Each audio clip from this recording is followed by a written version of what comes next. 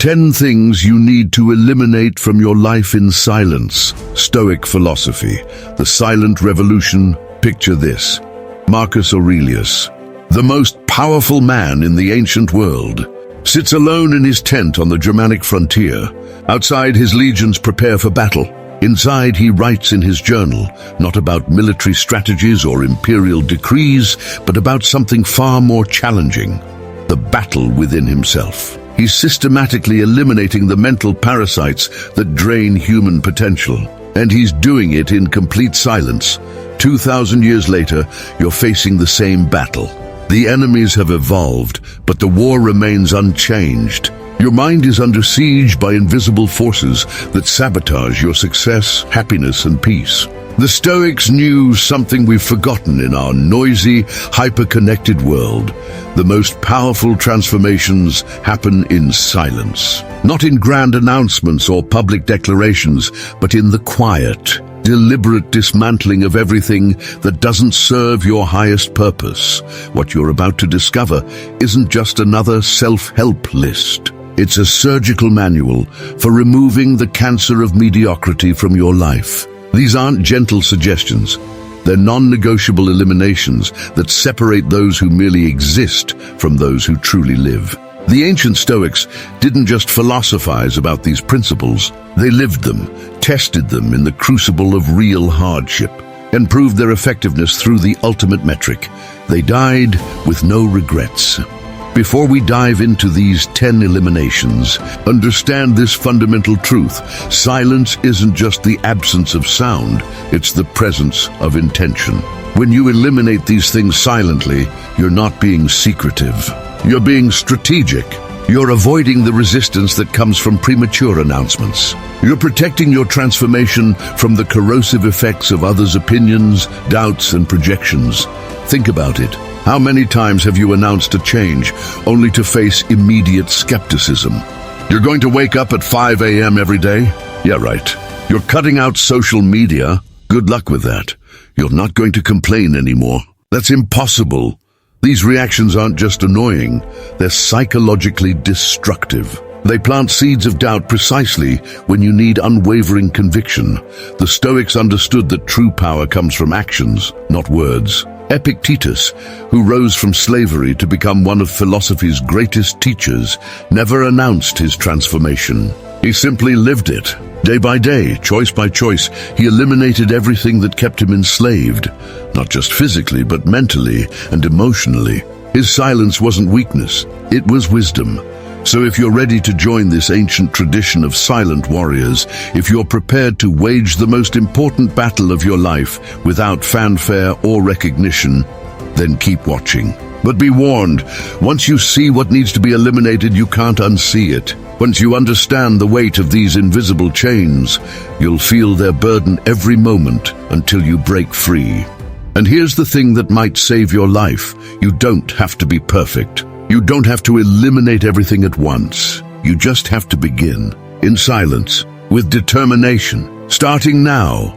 Hit that subscribe button if you're ready for this journey, because what comes next will challenge everything you think you know about personal transformation. The first elimination might be the hardest one you'll ever face, but it's also the one that will set you free.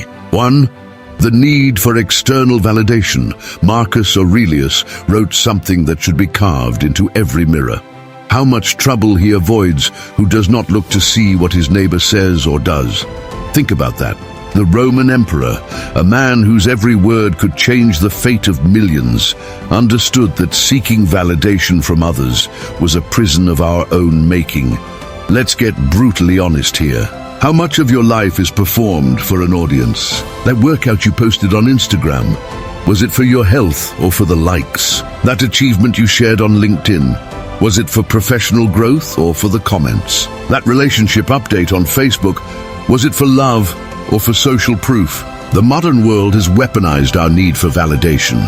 Every app, every platform, every social interaction is designed to make you addicted to external approval. The notification sound is literally engineered to trigger the same neural pathways as slot machines.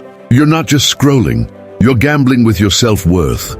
betting your happiness on whether strangers press a heart-shaped button. But here's what the Stoics knew that we've forgotten.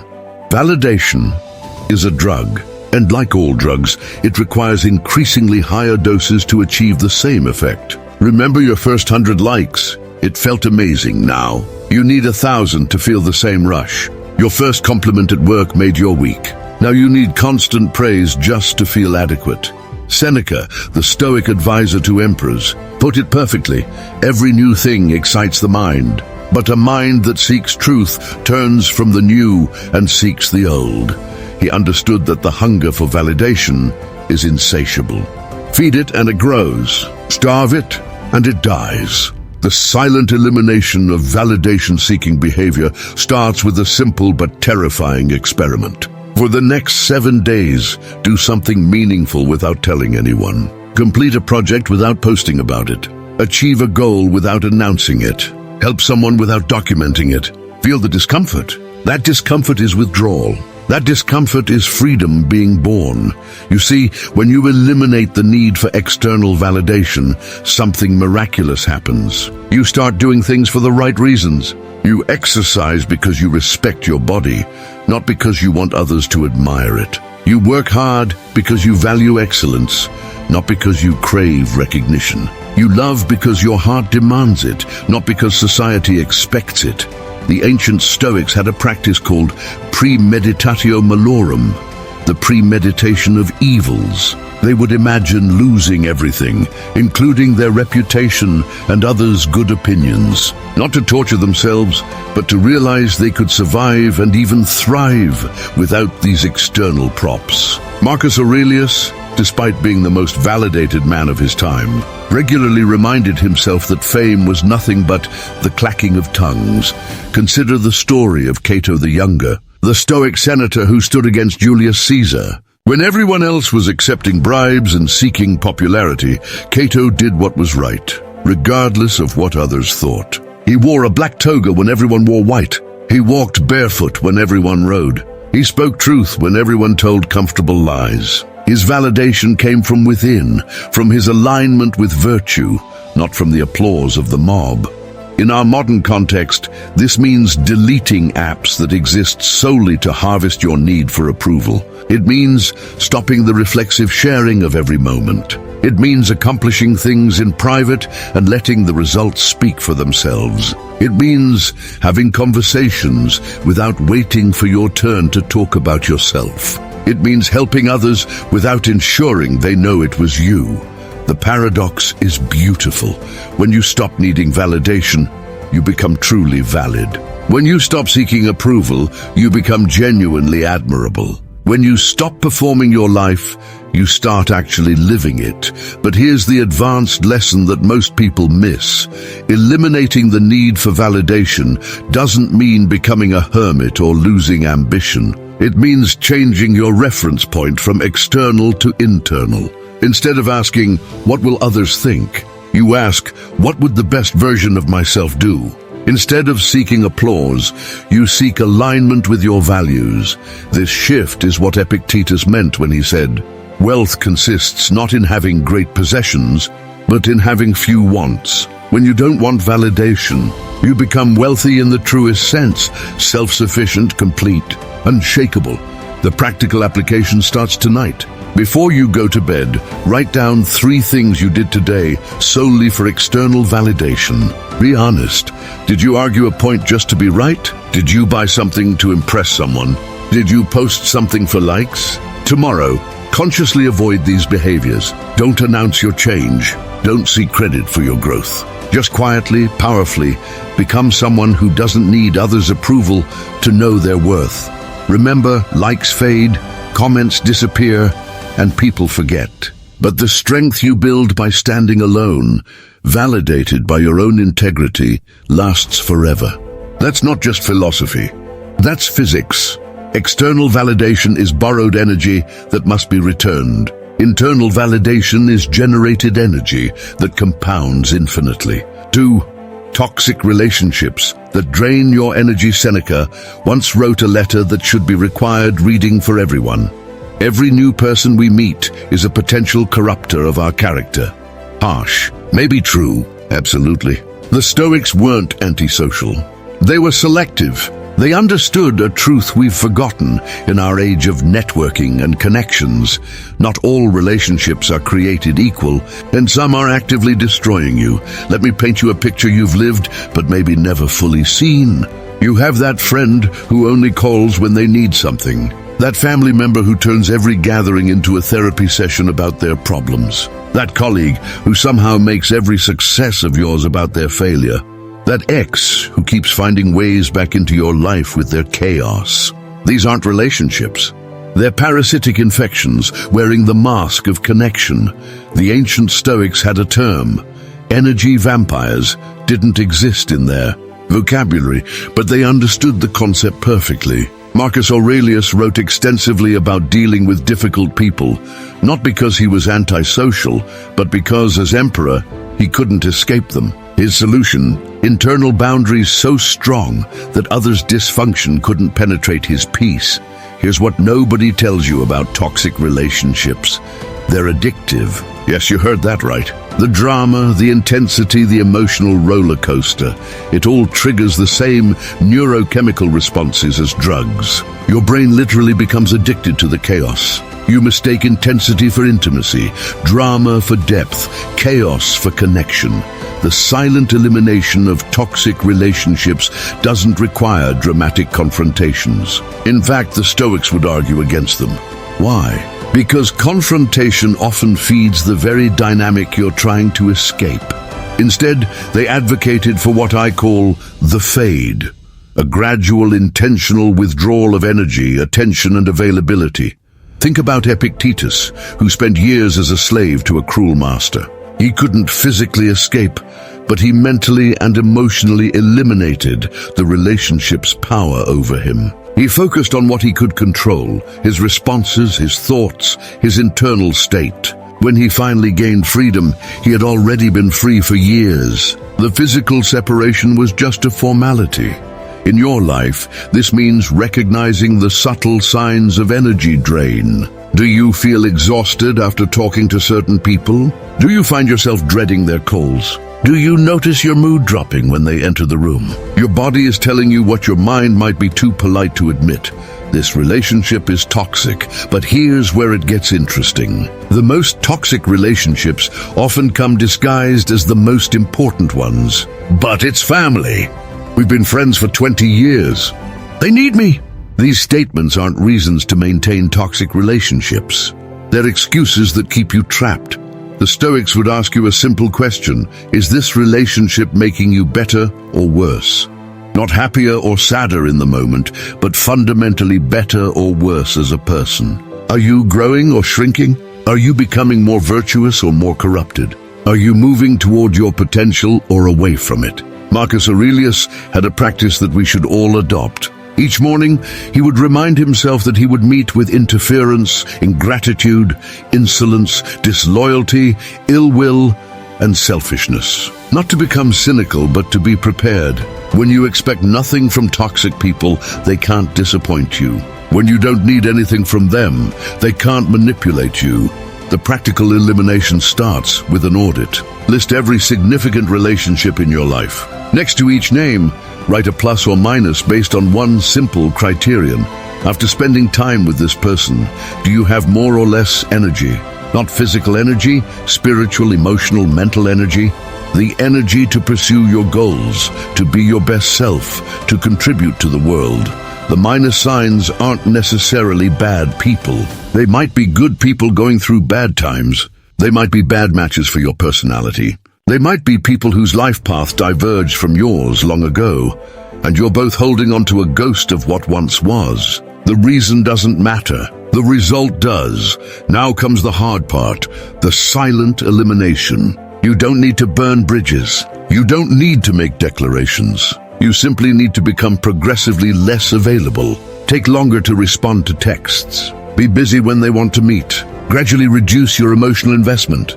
Let the relationship starve from lack of attention rather than killing it with confrontation. For family members or others, you can't completely eliminate. Practice what the Stoics called internal distancing. Be physically present but emotionally protected. Imagine a glass wall between you and them.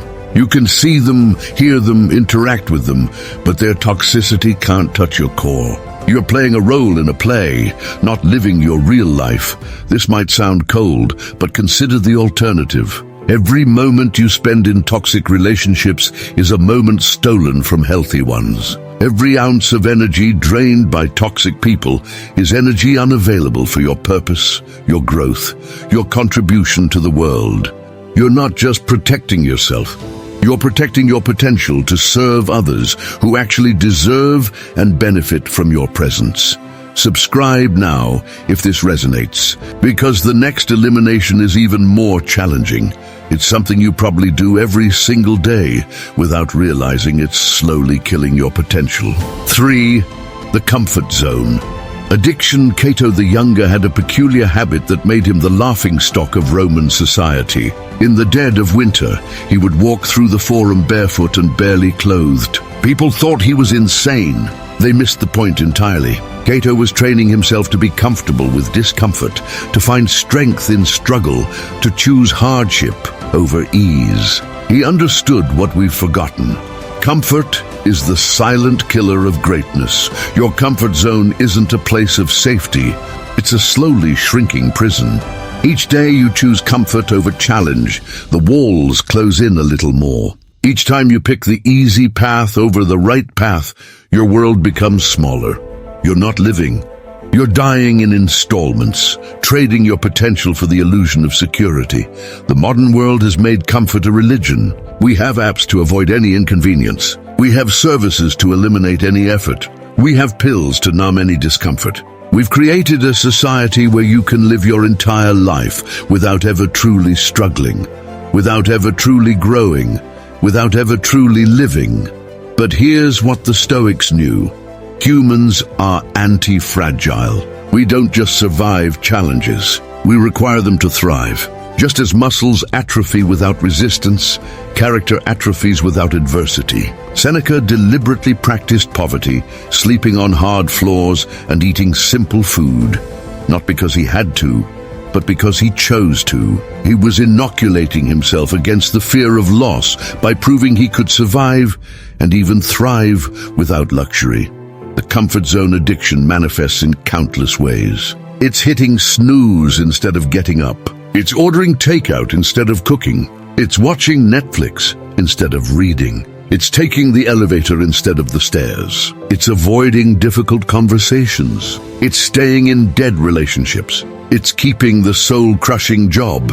Each choice seems insignificant, but collectively, they're catastrophic. Marcus Aurelius, who had access to every comfort imaginable, deliberately chose discomfort. He slept on the ground when he had the finest beds. He ate simple food when he could have feasted. He worked when he could have rested. Why? Because he understood that comfort makes you soft, and softness makes you vulnerable to life's inevitable hardships.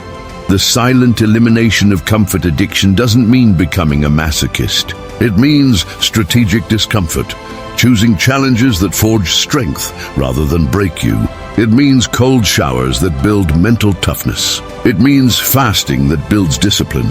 It means exercise that builds resilience. It means conversations that build character. Here's a truth that will change your life. Everything you want is on the other side of fear, and fear lives at the edge of your comfort zone. That promotion, that relationship, that achievement, that transformation, they all require you to step into discomfort. The longer you wait, the harder it becomes. Comfort zone addiction is progressive. The more you feed it, the stronger it grows. The Stoics had a practice called voluntary hardship. They would deliberately put themselves in uncomfortable situations to prove they could handle them. Not to suffer, but to build confidence. When you know you can survive without comfort, you stop fearing discomfort. When you stop fearing discomfort, you become unstoppable. Consider the story of Musonius Rufus, Epictetus's teacher. Exiled to a barren island, he didn't despair. He thrived. He turned the island into a productive settlement, teaching philosophy while farming the land. His students were amazed. How could he be so content in such harsh conditions? His answer was simple. He'd eliminated his need for comfort long before comfort was taken from him. In practical terms, this means scheduling discomfort into your day. Wake up earlier than feels comfortable. Take cold showers. Fast periodically. Walk instead of driving. Have difficult conversations immediately instead of procrastinating. Do the hard task first. Choose growth over ease in every decision. The paradox is profound. The more you seek comfort, the more uncomfortable you become. Why? Because life is inherently uncomfortable. Change is uncomfortable. Growth is uncomfortable. Death is uncomfortable. When you're addicted to comfort, you're constantly fighting reality. When you embrace discomfort, you're aligned with the nature of existence. Start tomorrow with this experiment. Identify your 3 biggest comfort zones. The areas where you consistently choose ease over growth. Maybe it's your morning routine, your diet, your relationships, your work, your finances. Pick one. For the next 30 days, deliberately choose discomfort in that area.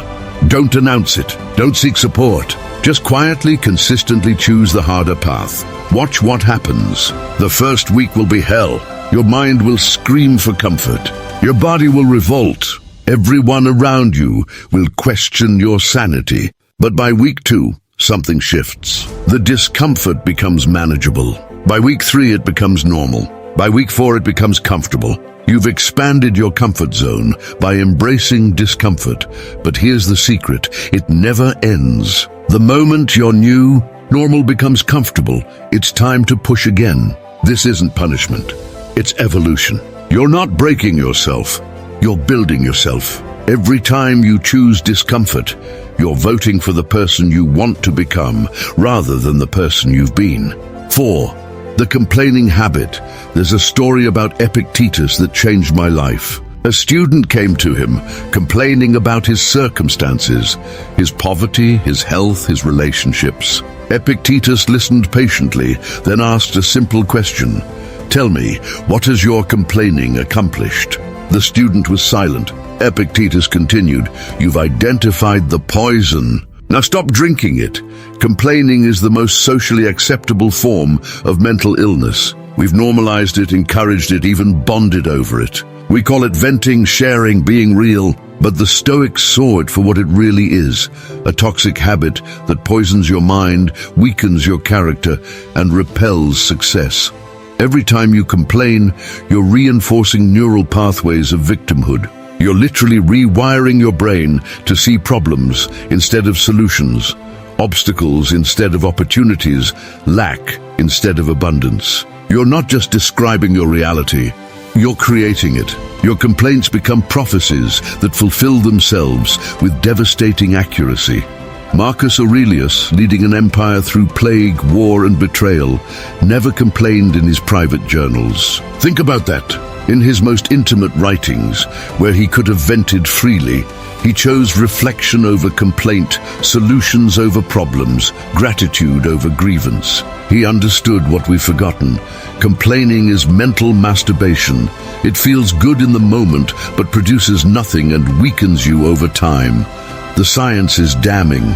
Research shows that complaining shrinks the hippocampus, the part of your brain responsible for problem-solving and intelligent thought. It releases cortisol, the stress hormone that literally kills brain cells. It's contagious, spreading negativity like a virus to everyone around you. You're not just hurting yourself, you're hurting everyone in your orbit. But here's the insidious part. Complaining is addictive. It triggers the same reward centers as gossip and drama. Your brain gets a little hit of satisfaction from playing the victim, from getting sympathy, from bonding over shared grievances. It's easier to complain about the gym than to go. It's easier to complain about your job than to improve your skills. It's easier to complain about your relationship than to have honest conversations. The silent elimination of complaining starts with awareness. For one day, carry a rubber band on your wrist. Every time you catch yourself complaining, out loud or in your head, snap it. You'll be shocked at how often you reach for that band. Most people complain dozens of times per day without realizing it, but awareness isn't enough. You need replacement. The Stoics didn't just eliminate complaining, They replaced it with what they called the discipline of desire. Instead of complaining about what you don't have, focus on what you do have. Instead of complaining about what went wrong, focus on what you can learn. Instead of complaining about others, focus on yourself. Seneca had a powerful practice. Every night he would review his day, not to complain about what went wrong, but to learn from it. What did I do well? What could I improve? What did I learn? No judgment, no complaint, just observation and adjustment. He turned potential complaints into data for growth. The transformation is remarkable. When you stop complaining, people initially think something's wrong. Are you okay? You seem different. They're so used to bonding over complaints that your positivity feels alien. Some will try to pull you back into the complaining circle. They'll probe for problems, fish for frustrations, bait you with their own complaints. This is the test. Here's the advanced practice. When others complain to you, don't join them and don't judge them. Simply ask, what are you going to do about it? Watch their reaction. Most people don't want solutions. They want sympathy. They don't want to change. They want to complain. By refusing to enable their complaining, you're actually serving them, even if they don't realize it. The elimination of complaining doesn't mean becoming fake positive. The Stoics weren't delusional optimists. They acknowledged reality, including its harsh aspects. But they distinguished between observation and complaint. It's raining is an observation. This weather sucks is a complaint. I lost my job is a fact. Life is unfair is a complaint. Marcus Aurelius had a phrase that should be your new mantra. Confine yourself to the present. Most complaints are about the past, which can't be changed, or the future, which hasn't happened. When you focus on the present moment, on what you can actually control right now, complaining becomes impossible. You're too busy acting to complain. The practical application starts with a complaint fast. For the next 7 days, eliminate all complaints. When you feel one rising, stop mid-sentence. When someone tries to engage you in complaint, redirect the conversation. When your mind starts complaining internally, consciously shift to gratitude or action. Here's what will happen. The first 3 days will reveal how addicted you are. You'll feel like you have nothing to say. Conversations will feel awkward. You'll realize how much of your identity was built on being a victim. Days 4 and 5 bring clarity. You'll start seeing solutions everywhere. Your energy will increase. People will notice something different about you. By day 7, you'll understand why the Stoics considered complaining a form of mental slavery.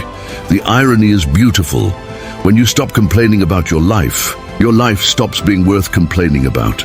Not because circumstances magically change, but because you do. You become someone who transforms obstacles into opportunities, problems into projects, frustrations into fuel. Like and subscribe if you're ready to take the Complaint Fast challenge, because the next elimination might be the most difficult yet. It's something society actually encourages, but the Stoics knew it was poison. 5. Comparison with others. Theodore Roosevelt said it best. Comparison is the thief of joy. But he was just echoing what the Stoics knew 2,000 years earlier. Marcus Aurelius wrote, "How much trouble he avoids who does not look to see what his neighbor says or does." Every moment you spend comparing yourself to others is a moment stolen from your own journey. Here's the brutal truth. Comparison is mental cancer.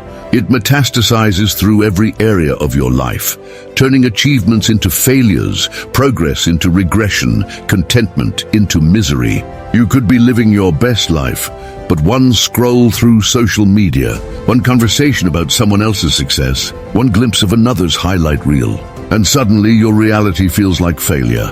The modern world has weaponized comparison. Social media isn't just a platform, it's a 24/7 comparison engine. LinkedIn shows you everyone's promotions while you're struggling. Instagram shows you everyone's vacations while you're working. Facebook shows you everyone's happy families while you're dealing with problems. You're comparing your behind the scenes to everyone else's highlight reel, your chapter 3 to someone else's chapter 30. But the Stoics understood something profound. Comparison is impossible because no two paths are the same. Epictetus, born a slave, never compared himself to Marcus Aurelius, born to privilege.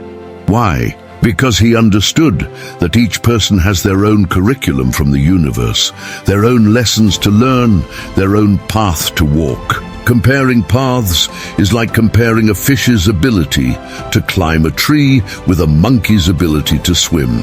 The silent elimination of comparison starts with understanding its mechanics. Your brain is wired for relative status, not absolute well-being.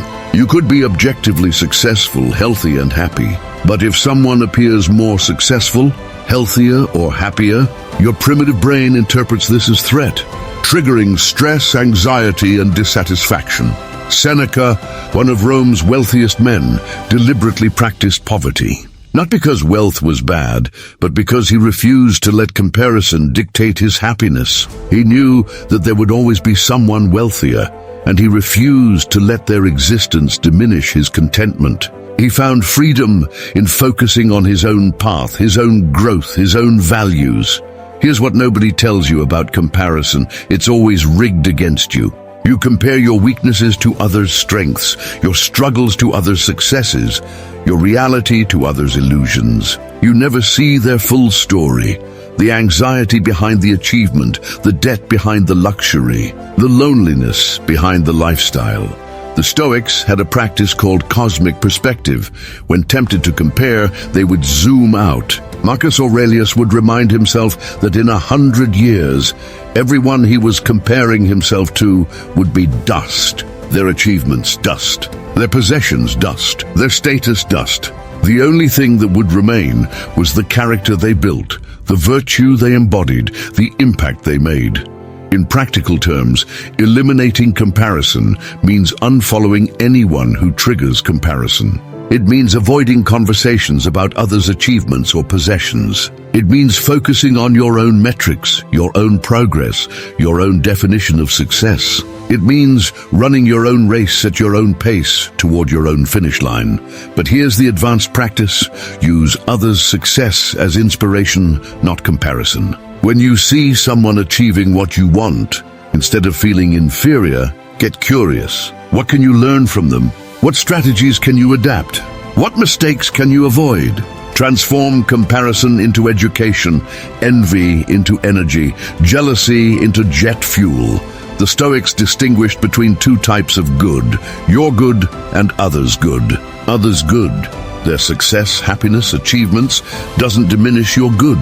There's no finite amount of success in the universe. Someone else's victory isn't your defeat. Someone else's happiness isn't your sadness. The universe isn't zero-sum, it's infinitely abundant.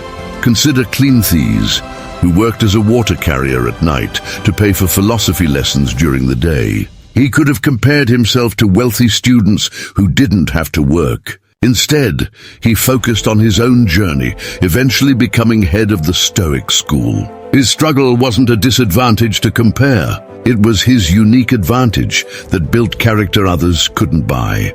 The elimination of comparison requires a fundamental shift in scorekeeping. Instead of measuring yourself against others, measure yourself against yourself. Are you better than you were yesterday? Are you growing? Are you learning? Are you contributing? These are the only metrics that matter. Here's a practical exercise. Create what I call a comparison journal. Every time you catch yourself comparing, write down who you're comparing yourself to and why. Then write down 3 things. What you're grateful for in your own life, what you're actively working to improve, and what unique advantages your path provides. Do this for 30 days and watch comparison lose its power. The paradox is profound. When you stop comparing yourself to others, you become incomparable. You develop such a unique combination of skills, experiences, and perspectives that comparison becomes impossible. You become a category of one, impossible to rank, because you're playing a different game entirely. The ultimate Stoic response to comparison comes from Epictetus. Wealth consists not in having great possessions, but in having few wants. When you don't want what others have, you can't suffer from comparison. When you're content with your path, others' paths become irrelevant. When you're focused on your own growth, others' growth becomes inspiration rather than intimidation. 6. Living in the past or future. Marcus Aurelius had a practice that would seem insane to modern productivity gurus. Each morning he would remind himself, confine yourself to the present, not plan the future, not learn from the past, just exist fully and completely in the present moment. He understood what we've forgotten. The past is dead, the future is unborn, and the present is the only life you'll ever have. Right now, as you read this, where is your mind? Are you thinking about something that happened yesterday, last week, last year? Are you planning tomorrow, next month, next year? If so, you're not living. You're time traveling. And while your mind is traveling, your life is passing by unnoticed, unlived, unappreciated. The silent elimination of past and future living isn't about forgetting history or abandoning planning. It's about recognizing that every moment spent mentally elsewhere is a moment of life lost forever. The Stoics called this presence, but it's more than mindfulness. It's a radical acceptance that this moment is all that exists, all that matters, all that you can control. Seneca wrote something that should be tattooed on every anxiety sufferer's arm. Every new beginning comes from some other beginning's end.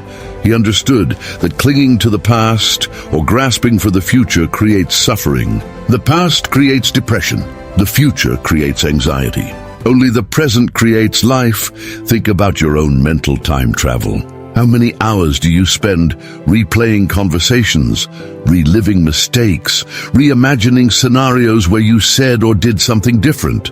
How many hours do you spend planning conversations that will never happen, preparing for disasters that will never come, fantasizing about futures that will never arrive? The neuroscience is clear. Your brain can't distinguish between imagined and real experiences. When you relive a past trauma, your body experiences it as if it's happening now. When you imagine future disasters, your stress response activates as if the threat is present. You're literally torturing yourself with ghosts and phantoms while missing the only reality that exists.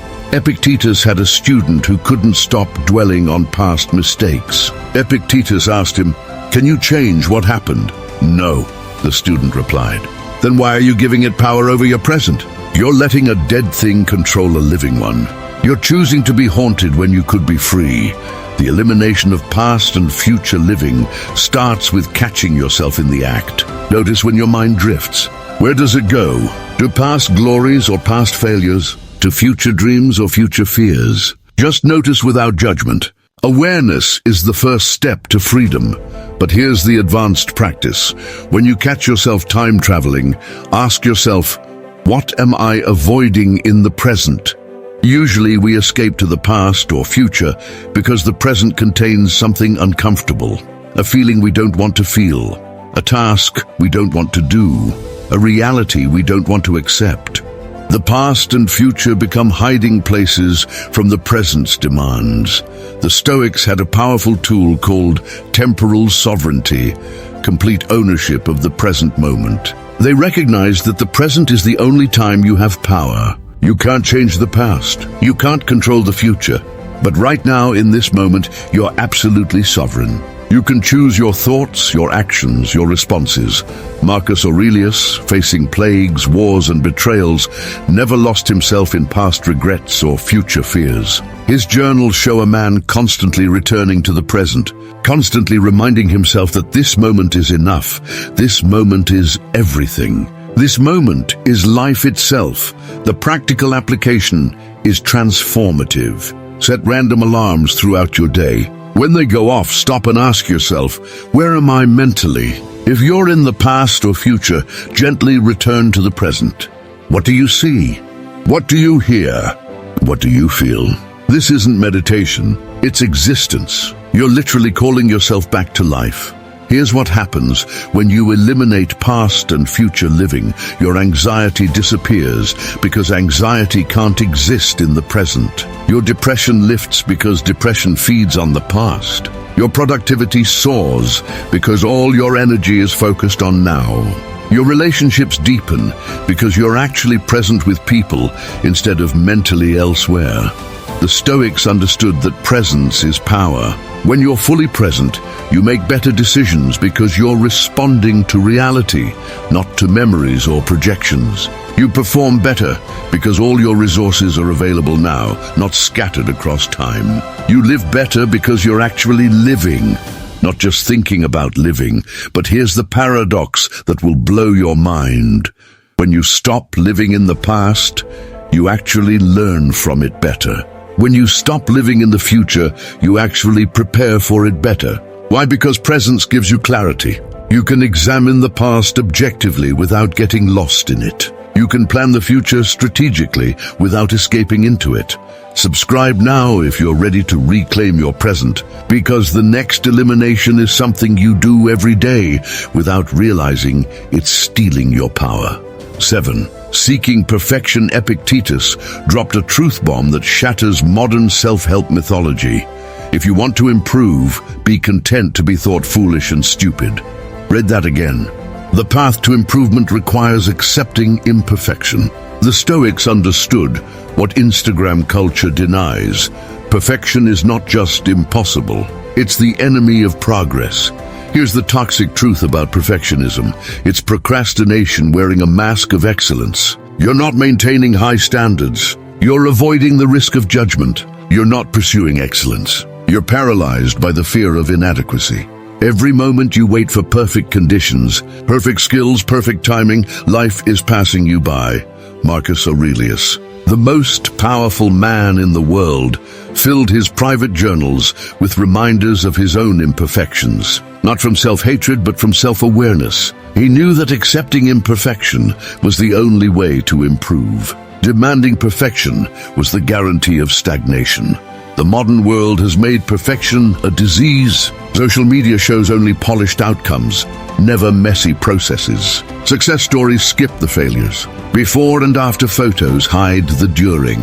We're comparing our rough drafts to everyone else's published editions, our rehearsals to their performances, our reality to their mythology. But the Stoics knew something revolutionary. Imperfection is not a bug in the human system.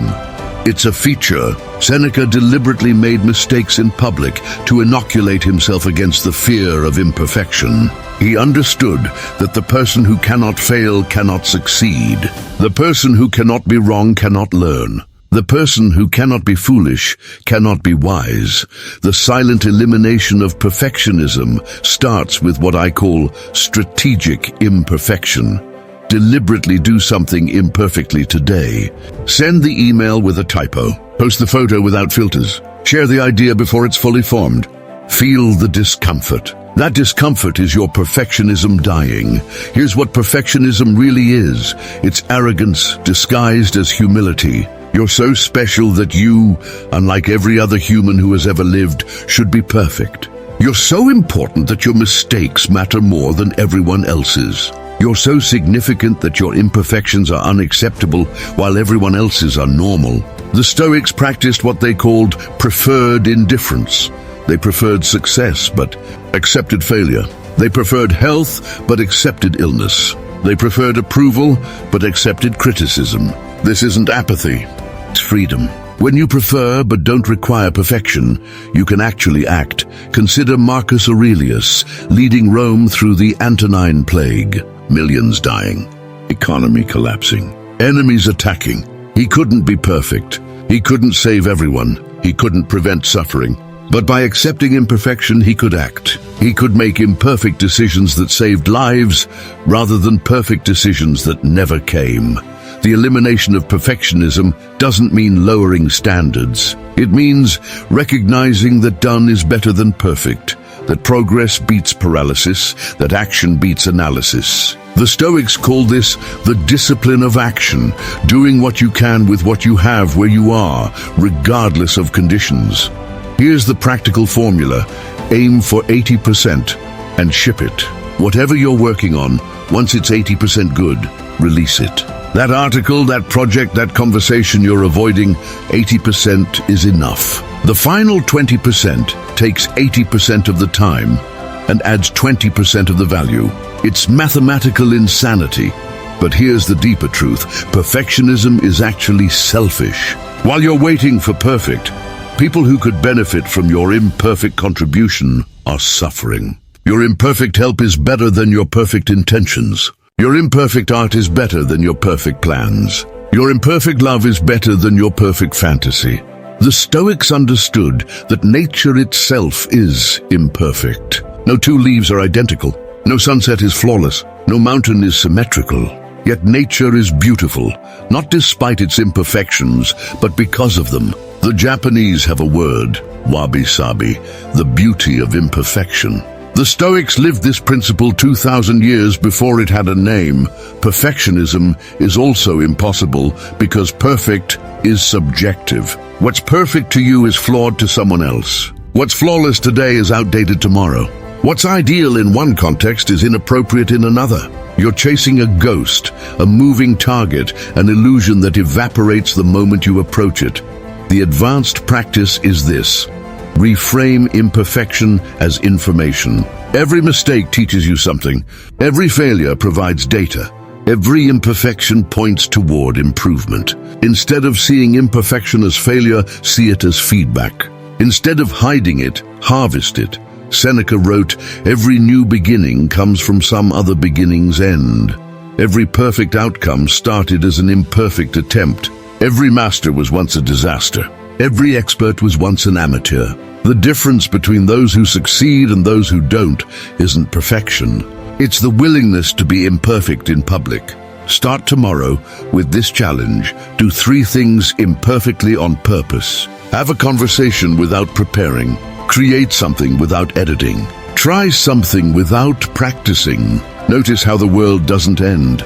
Notice how people don't care as much as you thought. Notice how imperfect action creates more value than perfect preparation. 8. Excessive material attachment. Seneca was one of the richest men in Rome, yet he regularly practiced poverty. Once a month he would sleep on the floor, wear rough clothes, eat simple food. His friends thought he was crazy. Why live like a pauper when you could live like a prince? His answer revealed the deepest Stoic wisdom. I'm not practicing poverty. I'm practicing freedom. Look around your room right now. How much of what you see do you actually need? How much do you use? How much serves a purpose versus how much is just occupying space? Now here's the harder question. How much of it owns you? How much mental energy do you spend thinking about, maintaining, protecting, organizing, and worrying about your stuff? The modern world has made accumulation a religion. We're told that more is better, that having equals being, that possessions equal progress. But the Stoics knew the opposite. Every possession is a possession that possesses you. Everything you own requires time, energy, attention, and worry. You think you own your things, but your things own you. Marcus Aurelius, who could have had anything, chose to have little. His personal quarters were Spartan. His clothing was simple. His meals were basic. Not because he couldn't afford luxury, but because he understood that luxury makes you soft, dependent, vulnerable. The more you need, the more you can lose. The more you have, the more you fear. The silent elimination of material excess isn't about living in poverty. It's about recognizing that beyond basic needs, possessions provide diminishing returns. The first car changes your life. The second is convenient. The third is a burden. The first house is freedom. The second is an investment. The third is a prison of maintenance and worry. Here's what nobody tells you about materialism. It's not really about the stuff. It's about what the stuff represents: status, security, identity. We buy things not because we need them, but because we need what we think they'll give us: respect, admiration, self-worth. But these are internal states that no external object can provide. The Stoics practiced what they called negative visualization, imagining losing everything. Not to torture themselves, but to realize they could survive and even thrive without their possessions. Epictetus, who actually did lose everything when he was enslaved, proved that a human needs remarkably little to live a meaningful life. The practical elimination starts with what I call the 30-day box. Put everything you haven't used in 30 days in a box. Seal it, date it. If you don't open it in another 30 days, donate it without looking inside. You'll be shocked at how much you don't miss, how much you were keeping just in case, how much was weighing you down without providing value. But here's the advanced practice. For everything you consider buying, ask yourself, what am I really buying? Are you buying the thing or the feeling you hope it will give you? Are you buying a solution to a real problem or a temporary escape from an emotional state? Are you buying something you need or something you've been programmed to want? The Stoics understood that materialism is a trap that gets stronger the more you feed it. The more you have, the more you want. The more you want, the more you suffer. The more you suffer, the more you buy to escape the suffering. It's a cycle that only ends when you step off the wheel. Consider the story of Diogenes meeting Alexander the Great. Alexander, the richest and most powerful man in the world, asked Diogenes, who owned nothing but a cloak and a cup, "What can I give you?" Diogenes replied, "Stand out of my sunlight." He needed nothing from the man who had everything. That's true wealth, needing nothing, wanting nothing, lacking nothing. The elimination of material excess creates space, physical space in your environment, mental space in your mind, temporal space in your schedule, financial space in your budget, space for what actually matters, relationships, experiences, growth, contribution. You're not giving up things, you're gaining life. Here's a mind-blowing truth.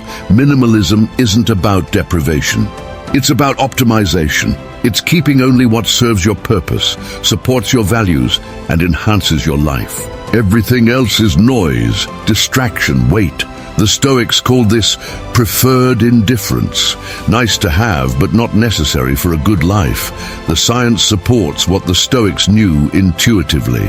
Studies show that beyond meeting basic needs, increased possessions don't increase happiness. In fact, they often decrease it. The more options you have, the more decision fatigue you experience.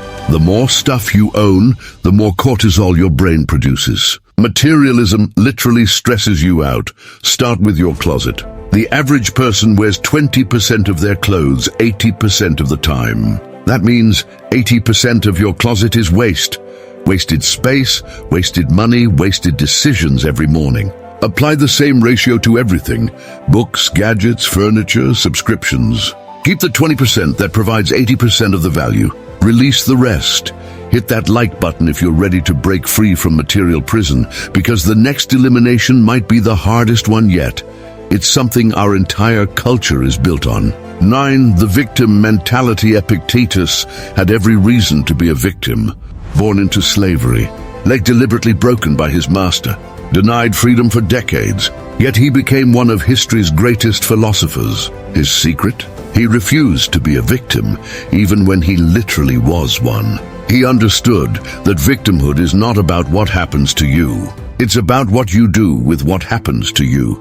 The victim mentality is the most seductive poison known to humanity. It feels good. It absolves you of responsibility. It gives you attention, sympathy, and excuses. It explains your failures without requiring change. It's comfortable, familiar, and socially acceptable. It's also the absolute death of potential. Marcus Aurelius lost his father at 3. 14 of his children died. His wife was rumored to be unfaithful. His adopted brother betrayed him. Plague ravaged his empire. Wars drained his treasury, yet in his private journals, not once does he play the victim. Not once does he ask, why me? Instead, he asks, what can I learn? How can I grow? What is this teaching me? The modern world has made victimhood a currency. The more oppressed you can claim to be, the more social capital you accumulate. The more trauma you can list, the more attention you receive. The more disadvantaged your story, the more excuses you're granted. We've created a victim Olympics where everyone's competing for the gold medal in suffering. But here's what the Stoics knew. The moment you accept the victim identity, you forfeit your power. You're saying, I am at the mercy of circumstances. I'm controlled by others. I'm helpless. Even if it's temporarily true, accepting it as identity makes it permanently true. You become what you repeatedly tell yourself you are. The silent elimination of victim mentality doesn't mean denying reality. Bad things happen, injustice exists, trauma is real. The Stoics weren't delusional.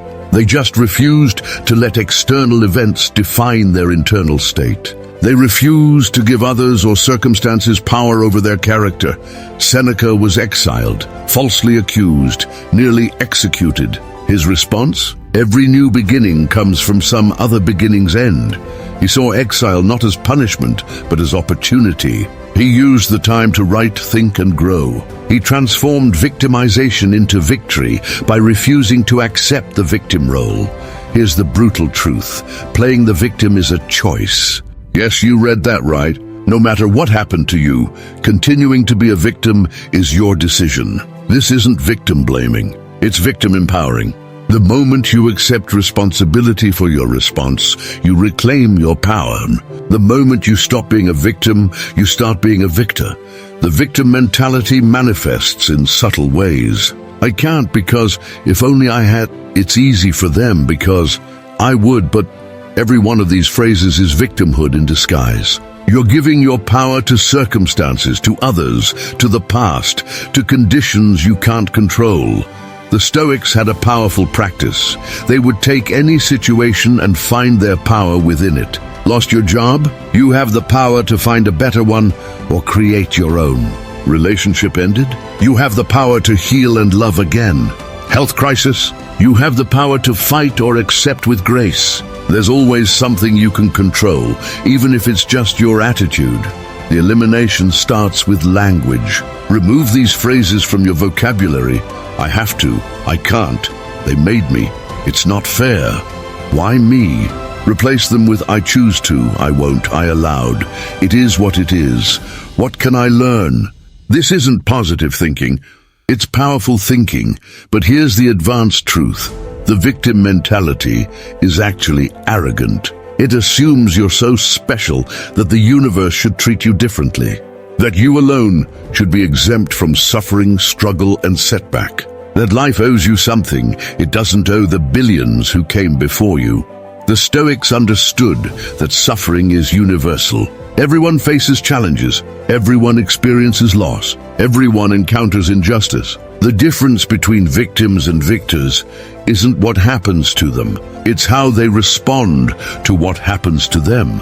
Consider Viktor Frankl in the concentration camps. If anyone had the right to be a victim, it was him.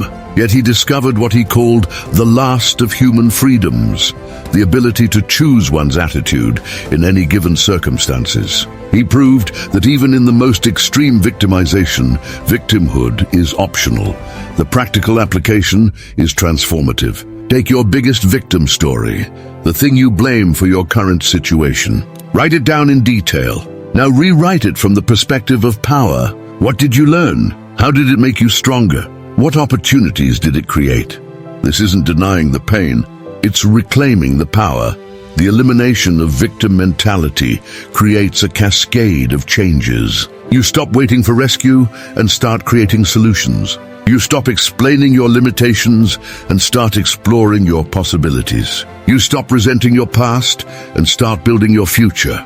You stop being a character in someone else's story and start being the author of your own. 10. Overthinking everything. Marcus Aurelius commanded the most powerful military in history, yet his biggest battle was with his own mind. His journals reveal a man constantly pulling himself back from the abyss of overthinking. Confine yourself to the present, he wrote repeatedly, like a mantra against the madness of mental loops. He knew what we're discovering.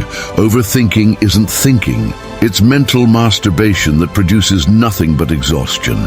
Right now, your mind is processing about 70,000 thoughts per day. How many of those thoughts are useful?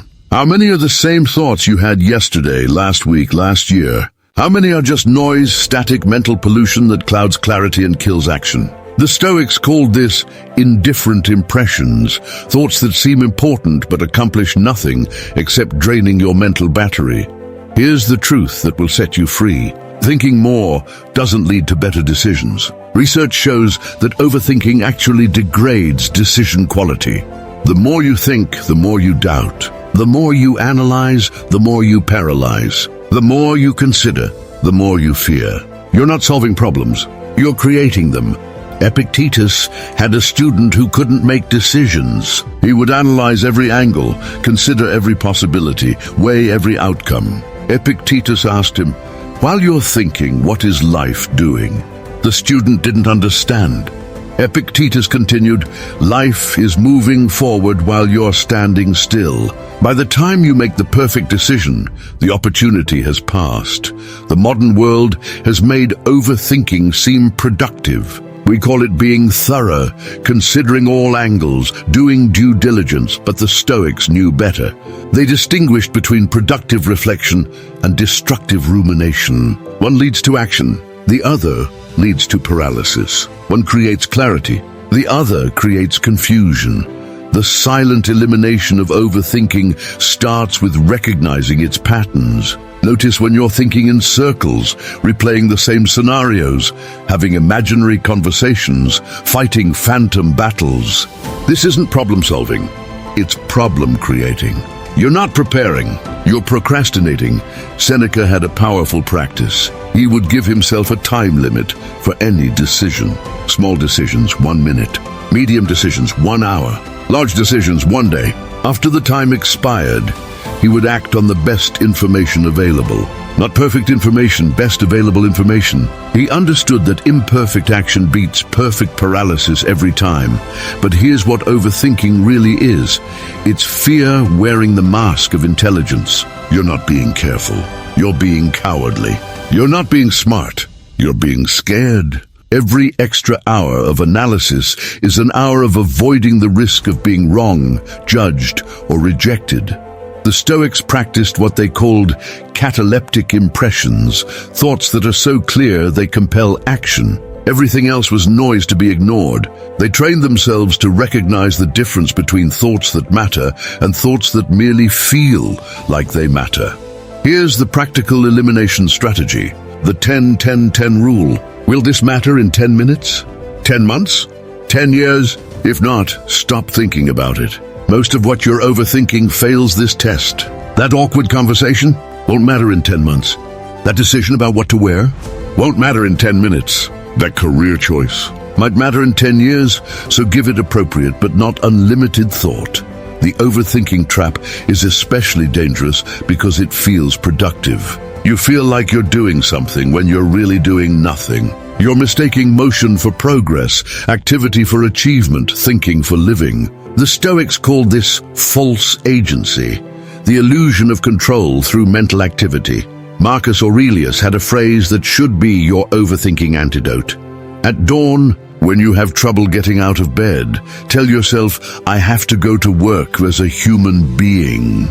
Not as a thinking machine, but as a human being who acts, creates, contributes. Thinking is preparation for living, not living itself. The elimination of overthinking doesn't mean becoming thoughtless. It means becoming thoughtful, full of thoughts that lead to action, not thoughts that lead to more thoughts. The Stoics valued what they called practical wisdom, thinking that produces results, not just more thinking. Here's what happens when you stop overthinking. Your anxiety drops because anxiety feeds on rumination. Your productivity soars because you're acting instead of analyzing. Your relationships improve because you're present instead of in your head. Your confidence grows because you're accumulating real experience instead of imaginary scenarios. The advanced practice is this: set a thinking timer. When facing a decision or problem, literally set a timer. When it goes off, you must act. No extensions, no exceptions. This isn't recklessness. It's recognizing that at some point, more thinking produces diminishing returns. Consider Cato the Younger, who had to decide whether to oppose Julius Caesar. He could have analyzed forever. The risks were enormous, the variables countless, the outcomes uncertain. Instead, he made a decision based on his values and acted. He might have been wrong, but he was never paralyzed. The final truth about overthinking: it's a luxury problem. Our ancestors didn't have time to overthink. They were too busy surviving. We've created so much safety and comfort that we can afford to spin in mental circles. The Stoics would see our overthinking as evidence of our privilege and our waste of it. Conclusion: the silent revolution begins. You've just received a blueprint for liberation that most people will never see, understand, or apply. These 10 eliminations aren't suggestions. They're the surgical removal of everything that stands between you and your potential. The Stoics didn't just philosophize about these principles. They lived them, proved them, and died by them.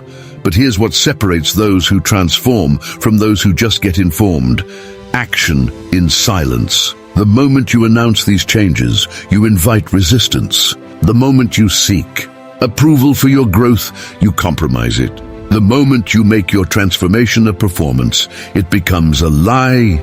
Marcus Aurelius never announced his morning routine of meditation and reflection. He just did it. Epictetus never proclaimed his freedom from external validation. He just lived it. Seneca never broadcast his practice of voluntary hardship. He just practiced it. Their silence wasn't secrecy, it was strategy. Your silent revolution starts the moment this video ends. Not tomorrow, not Monday, not when conditions are perfect. Now, pick one elimination, just one, and begin. Don't tell anyone. Don't post about it. Don't seek accountability partners. Just quietly, powerfully, consistently eliminate what doesn't serve you. The compound effect of these eliminations is staggering. Remove the need for validation, and you gain authenticity. Remove toxic relationships, and you gain energy. Remove comfort addiction, and you gain strength. Remove complaining, and you gain power. Remove comparison, and you gain uniqueness. Remove past and future living, and you gain presence. Remove perfectionism, and you gain progress. Remove materialism, and you gain freedom. Remove victimhood, and you gain victory. Remove overthinking, and you gain action. But here's the ultimate Stoic secret. These eliminations aren't really about removing things from your life. They're about revealing who you really are beneath all the accumulated noise, programming, and social conditioning. You're not becoming someone new. You're uncovering someone ancient, the person you were meant to be before the world told you who to be. The path forward is simple, but not easy. Every day, in every decision, ask yourself, is this adding to my life or subtracting from it? Is this making me stronger or weaker? Is this aligned with my values or against them? Then act accordingly, without announcement, without fanfare, without seeking permission or approval.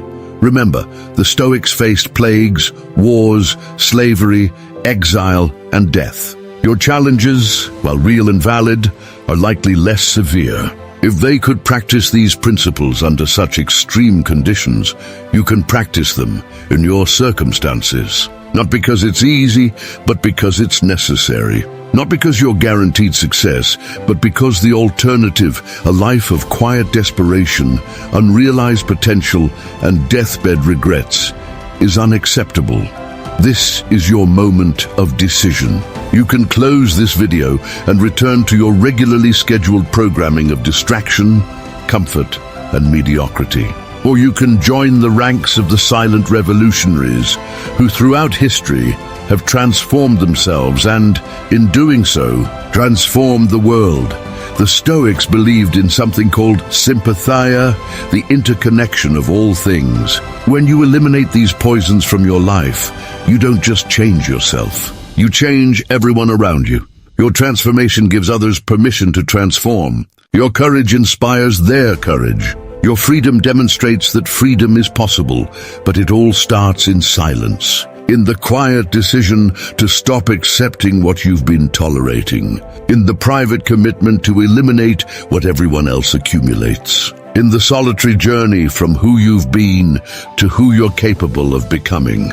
If this message resonates with you, if you feel that stirring of recognition that says, this is what I've been looking for, then take action right now. Subscribe to this channel, not for me, but as a symbol of your commitment to yourself. Hit that notification bell as a reminder that your transformation is beginning. Like this video as a bookmark for when you need to remember why you started.